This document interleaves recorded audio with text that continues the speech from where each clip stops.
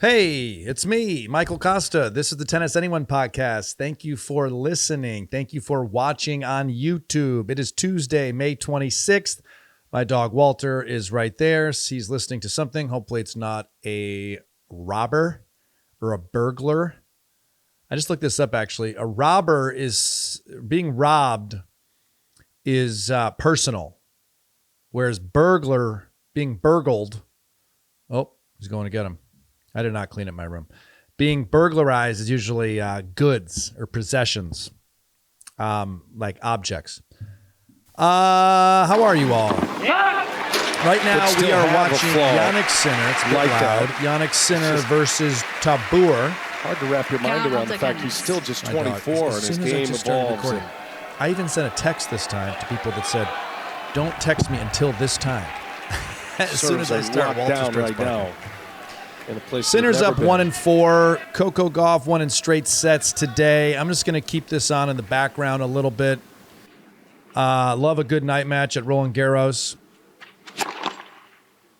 Love the sounds of tennis. No other sport has such great sounds, especially on a clay court. And I just came from playing on a clay court. And let me tell you this. It's so lovely. Sinner just dominating. Hit a drop shot winner right there. It is so lovely to play on clay and then watch on clay. And I just want everyone to know the problem with drop shots is they're so fucking effective. I mean, last week I'm playing with my friend and he keeps drop shotting me and eventually my calf just explodes. Eventually I can't push off anymore. Not only that, every time he does a quick open the grip to drop shot, whether he drop shots or not, I then blow up my calf again to run forward. It can be such an effective shot. Now, you do need to hit a bunch of deep balls early in the match so they know you can do that also, or they get comfortable standing back there. But man, the drop shot, first of all, it finishes the point right away. That's nice if you need a break. Secondly, it often can be a winner. Thirdly, even if you lose the point, if they run all the way up there and play a great shot, it's very hard to move forward and play a great shot. So often we get to the drop shot and then overhit. 4, I don't know what number I'm on.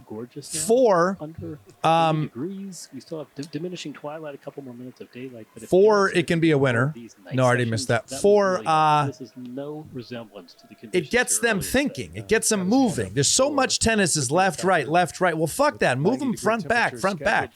Love the drop shot. Love how Carlos Alcaraz has brought it back. And it was such an obvious choice, wasn't it? When you see where Daniil Medvedev stands on the return, when you see where Dominic Thiem stands on the return, the drop shot should be in play. Medvedev is out. Coco Gauff was losing in the first set and won in straight sets against Taylor Townsend. Taylor Fritz is out. Taylor Fritz lost to the 148th ranked player, an American named... Oh, shit. Here we go. Let's listen. I'm going to pause this for a sec. I should know because he went to Stanford for 2 years, but... Nishesh Basavareddy. Nishesh Basavareddy. Nishesh Basavareddy. Basha... Nishesh Basavareddy. Basavareddy. There we go. 1.3 career prize money. That's a lot. Highest rank was 99. He just beat Taylor Fritz. Played 2 years at Stanford. Close with Rajiv Ram, apparently. And credits Juan Martín del Potro as his idol because he knows how to come back from reoccurring injury. And Nishesh Basavareddy has already undergone 2 knee surgeries in his life as a teenager. So he beat Taylor Fritz. Anyone that listens to this podcast knows I've watched Taylor Fritz play at the French Open. It's usually horrendous. The service toss is what we're focused on. At the U.S. Open, it was right of his head at contact. Let's see where he's hitting it here. Oh, it's perfect. It's right where his head is. That is absolutely spectacular. And he is making 72% first serves in play tonight. He's in great rhythm. 72% that U.S. first Open serve final against Alcaraz, just 40. I don't know if they're talking about that his Good catch serve. by the coaches, great adjustment by everyone. They And center, good love enough to jerk just off do Darren it Cahill. right away. I mean, it's just insane. It's just like they love to jerk him off. Obviously, he's their friend, and he works with them at ESPN. Obviously, I always bring up the fact that he coached Simona Halep and Yannick Sinner, both of whom have served drug suspensions. I don't know. I'm just saying, why don't they ever paint the full picture? Yeah, look how tight the ball toss array is on the right of screen, especially in the deuce court. On the left of screen, the ad court, sometimes you'll have more diversity because you might be hitting the kick serve where you toss it more to your left, so you can hit more up on the ball and create the top spin that goes out wide and off the court. You and Hawkeye are a match made in heaven, Jim. It is actually a really good drill that you can do as a coach or as a player. We don't deserve them. They're amazing. You throw the ball in the air for your toss, and you decide where you're going to hit it when it's up in the air. As a coach, what you can do to your players, you can say, toss the ball, and then I will tell you where to hit it while you start your service motion. The whole point being you practice being able to hit all serves at all serves from the same toss location. The best servers can do this, or they show you the tiniest little toss for a kick serve, and then they hit it up the tee. So that, work on all those different things. Just like a pool player will work on using English, using the bank, using speed. Just know how to do everything. Drop shot. Sinner's there. Now, another good thing that coaches should practice that don't is you should drop shot your player and have them practice running forward what they're supposed to do. I had a coach named Bruce Burke who now coaches at University of Texas. And we used to literally practice me on the baseline, and I would get a very kind of short drive ball like underneath the service line, or a drop shot, and I would sprint forward and have to know what the right thing to do. Do I open up and go cross court and have to hit a winner, or do you play the ball up the line hoping for a volley next? So you can practice all this shit. Practice everything. Yannick Sinner's got a cool shirt on. It's a shirt that I have also, and whenever I wear, people go, "Did you spill on yourself? Did you spill on yourself?" I love Daniil Medvedev, but I'm also happy when he loses. Does that make sense? He's such a pain in the ass on the court. But I bet he's like a good guy to hang out with type thing. So what do you love about golf? What else? I thought it was just a good reminder. Casper Ruud won first round, but it was 4 hours. Whenever you have a long point and you're back at the fence trying to breathe, just remember that these motherfuckers are doing this for 4 hours. I mean, Baptiste beat Krejcikova 3 hours. Krejcikova has won the French Open and Wimbledon. How does she lose first round? Obviously, Baptiste is good, but that's a 3-hour match on the red clay in Paris. I said I would get her on this podcast. We're working on it. It's going to happen. I'm a huge fan of her game. I love her game. It's too bad that she lost. That has nothing to do. I just wrote down someone's name that I have to call. It has nothing to do with this podcast. Ladies and gentlemen, this weekend, Saturday, I will be in Kingston, New York, performing stand-up comedy. Friday, I'll be a guest on Who Wants to Be a Millionaire. And the reason I bring it up is I'm going to play you a video of, I think his name, John Carpenter. This is the guy, the first guy to ever win the $1 million. This is TV magic. Rest in peace. Regis Philbin is the host. John Carpenter is at the $1 million question. The question is, which of these U.S. presidents appeared on the television series Laugh In? A, Lyndon Johnson, B, Richard Nixon, C, Jimmy Carter. I don't know what D is. You're about to listen to it. This is the moment. He has a phone a friend. He has the opportunity to call his friend to get the answer. This is just great TV. If you haven't seen it, I'm playing it for you here. Just listen. This is how this man won $1 million. Carter, Gerald Ford. I like to call my parents right now. Sure. Use my lifeline, call my parents. What are their names? My father. I'll talk to my father. Does he have a name? Tom. He does have a name, yes, Tom. All right. Our friends at AT&T will get... I've worked with Regis Philbin for an entire year. He is a wonderful host, wonderful guy. I wouldn't say he's the sharpest tool in the shed, but maybe that's why he was so good. He related to all of us. Your dad Love singing, love Donald Trump. on the line, and we'll see if he can help you. He's calling his parents for his lifeline. Speak to his father, Tom. He has the question, which of these presidents appeared on the show Laugh In? It's a very, very dramatic show. This is so much drama, this show, and especially the way this panned out. I almost would think it was scripted, but I've done enough game shows. I did the $50,000 pyramid. I did Name That Tune. I love game shows. And there's like real legal standard and practices motherfuckers that are right there and will like cancel your shit because there has to be standards and practice. There has to be a legality involved. Otherwise, no one will trust any of this shit. All right, here he is calling his parents. Hello? Hello, Tom. Yes. Hi, Regis Philbin here from Who Wants to Be a Millionaire. Hi. We've got your son, John, with us right now. He's doing pretty well. Good. He's won $500,000. Wow. And he's going for $1 million. And he needs your help to get there. Okay. So he's going to come on the line, read a question, 4 possible answers. One of them is the right answer. And the next voice you hear will be John's. You know, you have 30 seconds. You can't fuck this up. You can't go, hey, Dad, how's it going? Love you. Oh, don't forget to take out the recycling. Okay, here's the question. You got to go bang right away. You got to do it. John, you've got 30 seconds. Starts right now. Hi, Dad. Hi. I don't really need your help. I just wanted to let you know that I'm going to win the $1 million.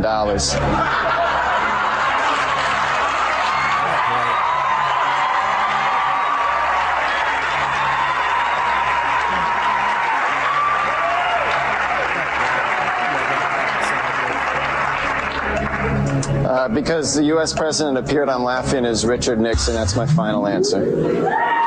Well, my gosh. What can I say except, Debbie, you're going to Paris, so this is the final answer heard all around the world. He's won $1 million. The music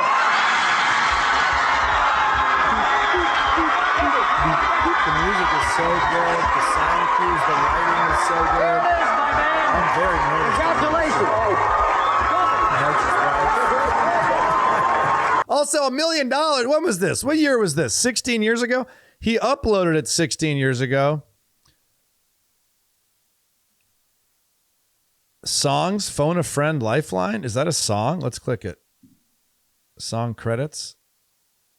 Is there a real song for that? That's funny. Can you listen to it? That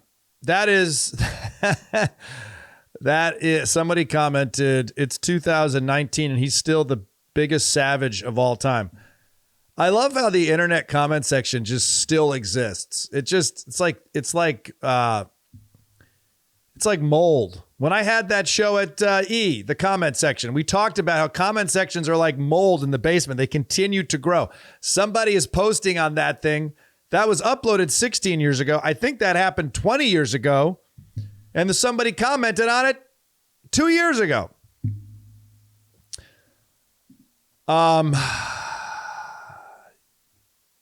What else is on here? You know, Colbert is done. I feel bad for his staff. I don't feel bad for him. He's going to be okay. I was not able to see the last show. I think I have been very outspoken about late night TV. No one should be canceled, especially if the president's mad about it. It clearly was a voice speaking truth to power. I think Stephen is probably the wrong voice for truth to power. Does that make sense? He seems more, maybe this is why he's good, actually. You know, he's a religious guy. He seems less dogmatic, even though a lot, especially Christianity, is so dogmatic. He seems more focused on He seems like a good dude, right? Like common ground kind of guy. I could see Stephen Colbert voting Republican pre-Trump. I could see him voting Democrat. My guess is he votes Democrat. But I guess my point is sometimes, anybody speaking truth to power is welcomed and good at all times. And the fact that he bothers Donald Trump is enough credibility that it's good, because you need this. You need people to take down the king. That's just how it is a pressure release valve. It makes people feel not crazy and makes people feel like free speech is alive and well. But I don't see Stephen as like the rebellious guy. Jimmy Kimmel may be more, right? His show was screwed over by the network forever on the start time.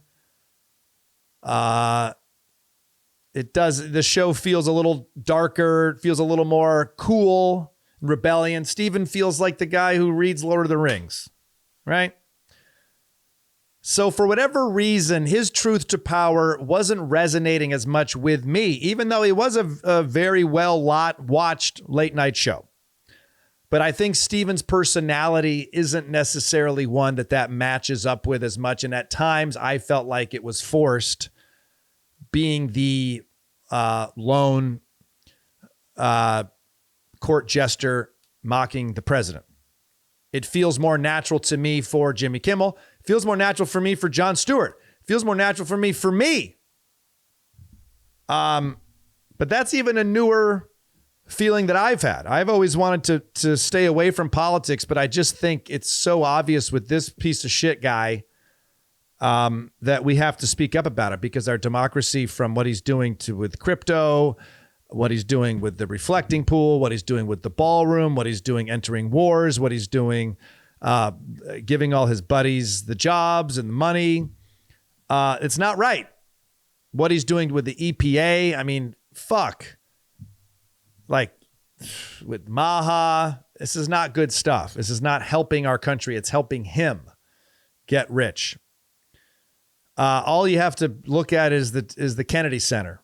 I mean, a living memorial for a president who was shot and killed, and he puts his name over that. That's all anybody needs to know. That, and when they couldn't find his ball in Scotland, the caddy dropped a ball for him. Cheating. Why not own it? Why not say I lost my ball? Errant drive. But I'm still going to get a birdie on this hole because I'm a bad motherfucker. But there have been a lot, I think for me, one of my favorite parts of Stephen Colbert's show were the interviews. I think it got very real. I think it was usually heartfelt. I think we saw his kind of kind personality. And I like those very much. And this came across my desk. This is Nick Cave from the Australian singer, who I was very unaware of. Nick Cave and the Bad Seeds. I'll play one of his songs, but first I wanted to play this for you because it really resonated with me. It's easy to be negative. It's easy to be cynical. It's easy to say democracy is ending. It's easy to say it doesn't matter what you do, the rich will always win. It's easy to be cynical. It's easy to be negative. This is Nick Cave. I believe this is on the Colbert set. He's reading a letter. I'm not sure who. I know through brief research that he has lost 2 children in his life. And I didn't even know who this was. And I love the message. And I want to share this with you. This is Nick Cave on hope. All right, here we go. Unlike cynicism, hopefulness is hard-earned, makes demands upon us, and can often feel like the most indefensible and lonely place on earth. Hopefulness is not a neutral position. It is adversarial. It is the warrior emotion that can lay waste to cynicism. Each redemptive or loving act, as small as you like, such as reading to your little boy, or showing him a thing you love, or singing him a song, or putting on his shoes, keeps the devil down in the hole. It says the world and its inhabitants have value and are worth defending. It says the world is worth believing in. In time, we come to find that this is so. Love, Nick.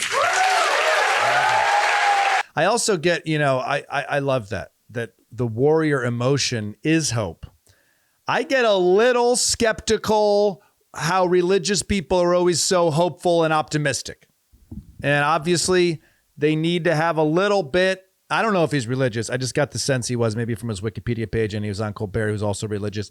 I think there is a little bit of a delusion with religious fervor that it's all going to be okay, even though both of those people, Stephen Colbert and Nick Cave, have experienced insane tragedy and loss, more so than myself. Hopefully, I don't ever want to experience that. But I love this message that being hopeful is actually rebellious. Being hopeful is actually the answer to cynicism. I love that. I'm playing it again. Unlike cynicism, hopefulness is hard-earned, makes demands upon us, and can often feel like the most indefensible and lonely place on earth. Hopefulness is not a neutral position. It is adversarial. It is the warrior emotion that can lay waste to cynicism. Each redemptive or loving act, as small as you like, such as reading to your little boy, or showing him a thing you love, or singing him a song, or putting on his shoes, keeps the devil down in the hole. God, I fucking love that.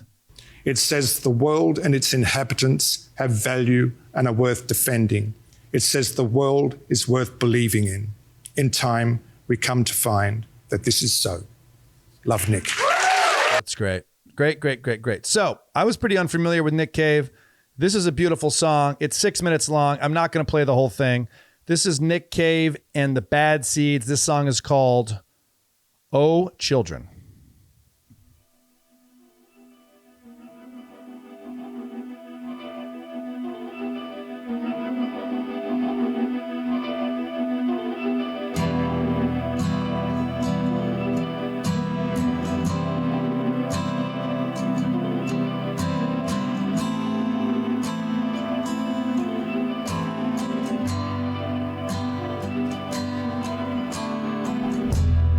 Pass me that lovely little gun, my dear, my darling one. The cleaners are coming one by one. You don't even want to let them start.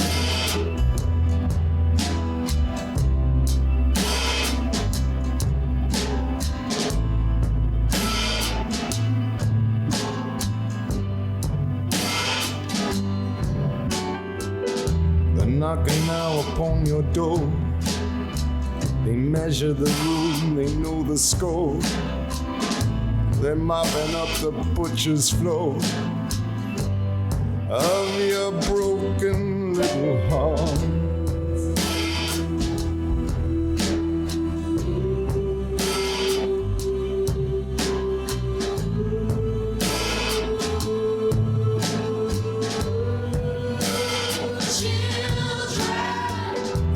Us now for what we done. Started out as a bit of fun. Here, take these before we run away. The keys to the gulag. That beautiful song. I mean, that goes on for 5 more minutes, but what a beautiful song. Check out Nick Cave and the Bad Seeds. Check out his message on hopefulness. And look, there's this kind of common sinner up 1 and 3. There's a common feeling of hopefulness and of cynicism and death and look what's happening to the world and the rich people are winning and that is also reality. And I am never one to blind yourself with optimism. You should also be realistic. But can we be 60% optimistic and 40% real? You're still then more optimistic. And I just like this idea because it feels easier to be a cynic. I like this idea that it's easier to be a cynic than to be an optimist or hopeful. But that's the point. The point is it's harder to be hopeful. It's hard earned. It's harder. So do that. And that process alone will maybe save the world. Every time I look at TNT, they're cutting to Darren Cahill. Have him fucking play. What was his ranking? Darren Cahill. ATP. Was he top 40? Career high 22. $1.3 million. Won 133 matches, lost 122. Obviously a very good player. Obviously a very good coach. But I get annoyed with it. There's one other thing I wanted to play for you. No, it's not. Nishesh Basavareddy.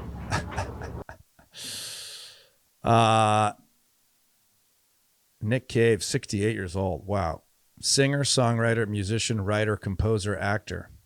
Damn. 4 children. I know he lost a few. God, it sucks. What did I want to play for you? I wanted to play this for you. This was... I lost it. Oh, here it is. Is that right?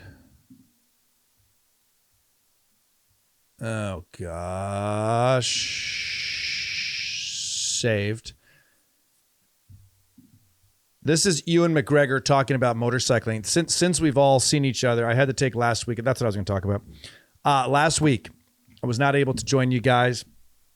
And I don't need to share with you where I was and what I was doing, but I just want to share this with you. We have to be so thankful and filled with gratitude over what we have currently.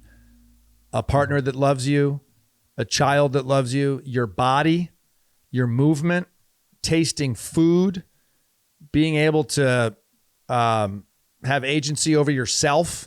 If you want to walk to the store, you can walk to the store. If you want to get in the car, you can get in the car. It isn't until you spend time around people that need help all the time that you realize, wow, the fact that I woke up and stepped out of bed and made myself coffee is truly a privilege, is truly a gift that I get to, with my own hands, eat this food and taste it. And I just want to say to everyone out there that, doesn't have that ability to walk or move or taste or hear or see, I just want to say I recognize that. And I recognize how lucky I am, and those that I love, how lucky we are. But also what I see from that is I know that if anything like that ever happens to me, I can be okay too. And people that struggle with disabilities or problems with their body or their health, part of what you show all of us is you can still enjoy your life. And I know that sounds really maybe naive to say, but I just had a moment last week where that was really obvious to me. And I felt both filled with gratitude that I wasn't having to climb those mountains, but I also felt inspired that if I ever had to climb those mountains, there's enough people before me that have done it that are also okay. Yeah, maybe they can't play tennis like they used to or at all, but they can still find love and joy in their life, and that inspires me. I love this. Ewan McGregor talking about riding his motorcycle, and since I posted this motorcycle thing that took off, I basically just said why people love riding motorcycles, including myself. And even though I said only post positive things, a bunch of people posted negative things, but I just thought this was great, and is in addition to my last post on Instagram. I don't know why, but you do see the world differently from a motorcycle. I still think about it when I get on my bike. I am looking over my shoulder for the happy police, like, surely I'm not allowed to do this. Surely this can't be allowed because it just feels so good. And I don't know why. It can be up here in the rain. Your hands can be numb with cold. I can't imagine wanting to be anywhere else.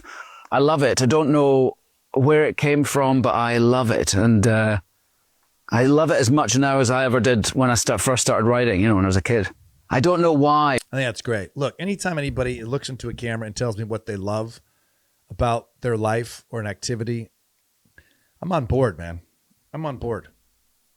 And it is an incredibly great feeling to be zipping through on a hard asphalt road, feeling the wind, knowing you're in control of this machine and you are embedded with the machine. Somebody in the comments said that driving a car is like watching a movie, but riding a motorcycle is you're in the movie. And I love that. Also, I like this. Jon Stewart, my boss, he was on Stephen Colbert talking about the show, and I thought it was great. You now, sir, as I leave this, the CBS family, the Paramount Skydance family, you now are the only person in the corporation left in late night. Good luck. You are.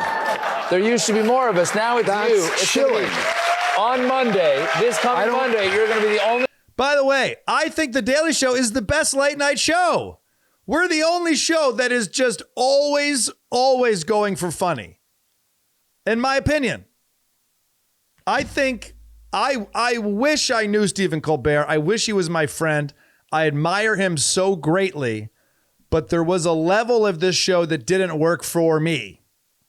And maybe someday over a cigar or a beer or a non-alcoholic beverage or whatever it is, I can talk to him about that. I would love that. I would love to have been on his show. I'm such an admirer of his and his comedy. But I still think The Daily Show calls out the bullshit better than anybody. Let's hear what John has to say. Only one in late night for the CBS Paramount Skydance Corporation, and I am happy for you.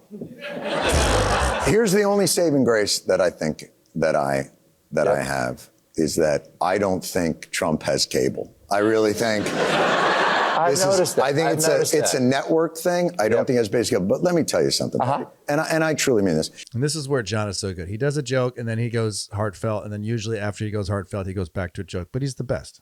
And what upsets me about this situation is that, first of all, you're just a tremendous human and one of my favorite people. So that's but second of all,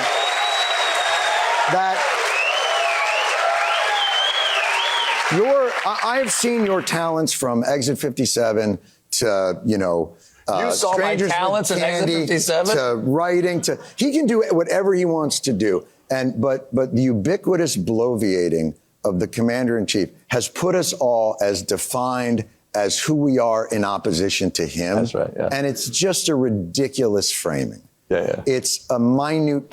Okay, we are not. Our personality is not in opposition to him. Comedians call out bullshit, and there's so much bullshit there, you have to call it out. But the framing that John is talking about is so well stated. Comedians are not in opposition to him. Comedians are in opposition to bullshit, which they are required to call out. So the more bullshit he spews, the more we have to call it out. Portion of the joy machine that you call your show. And it's annoying. And let me say this, and I mean this from the bottom of my heart, not just for this show, but for the country. The day, oh people, close your eyes and dream. The day that the electorate in this great nation we call home repudiates this putrid administration, the day that I hope that happens. And I know that everyone who voted for him does not know what repudiate means. I think I know what it means. Happens. My brother. There will be, and I mean this, The day that happens, there will be a joyful noise from the bowels of this great country that will make Hungary's repudiation of Orban look like an Amish Sabbath. You now, sir, as I hope he's right. I hope he's right. I do believe people will be very excited when this administration ends, if it ever does. Let's make it sure that it does happen within our legal powers and our voting block and our voices and our actions. Ladies and gentlemen, this is the Tennis Anyone podcast. It's day 3 of the French Open, one of my favorite tournaments in the whole world. I love the physical fitness component to playing on clay. I love that I played on clay for an hour today, and both of my groins are ripped in half. Thank you for listening to Tennis Anyone podcast. I'll see you in Kingston, New York this Saturday. I will see you in Vermont at the Vermont Comedy Club in Burlington, June 5th and 6th. More dates at michaelkosta.com. Please leave a rating and review. Please share this with everybody. Shout out to Marta Kostiak, who is a fan of the pod, and we're working on it. Love you guys. Game, set, match. Kosta.